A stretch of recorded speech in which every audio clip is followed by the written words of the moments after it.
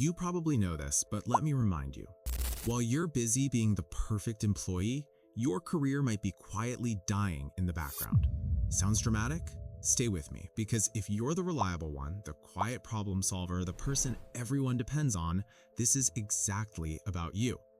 Let me paint a picture of your work life right now. You show up on time, you crush every deadline, you solve problems before anyone even knows they exist. Your manager trusts you completely, your coworkers lean on you, and you think, finally, I'm doing everything right. This has to lead somewhere. But something weird is happening, isn't it?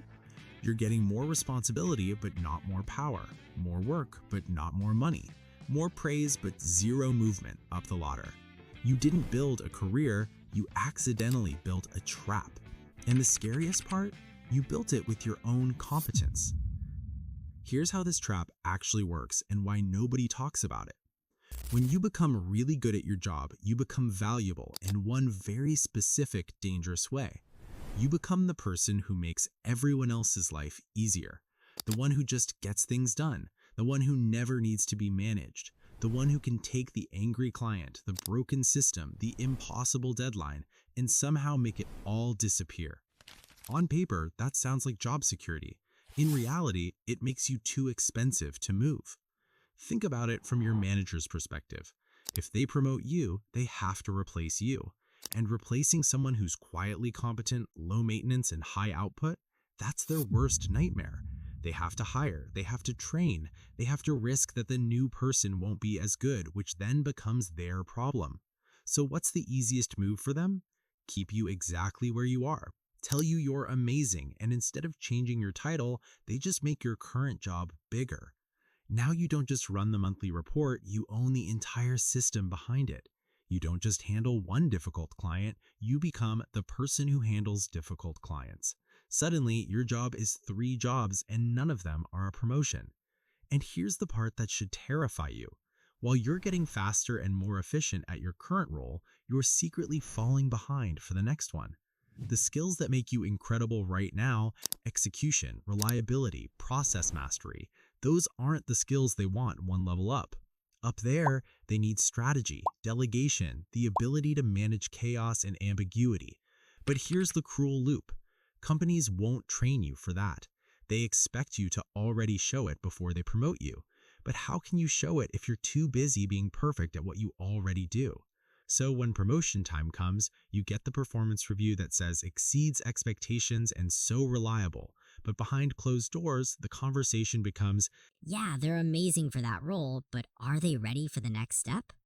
meanwhile, the person who actually got promoted, maybe they weren't even as good as you at the day-to-day work, but they did something you didn't. They talked about their work. They made their goals visible. They built relationships outside their team. They made leadership feel like losing them was a risk. Because here's the cold truth about how organizations actually work.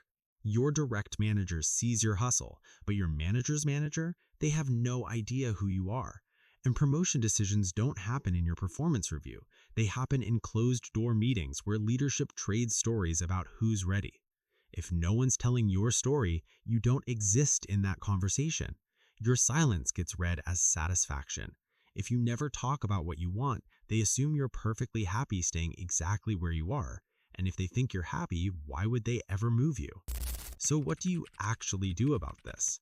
First, understand that being good at your job isn't a strategy, it's just the baseline.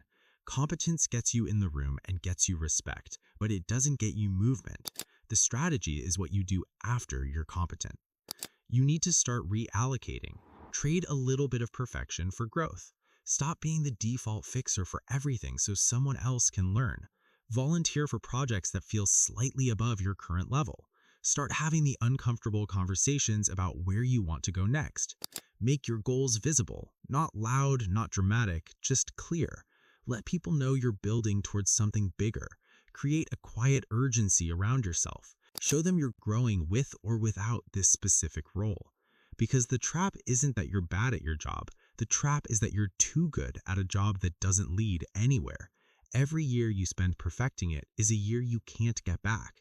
You didn't fail, you just succeeded at the wrong level. And the moment you realize that is the moment everything changes.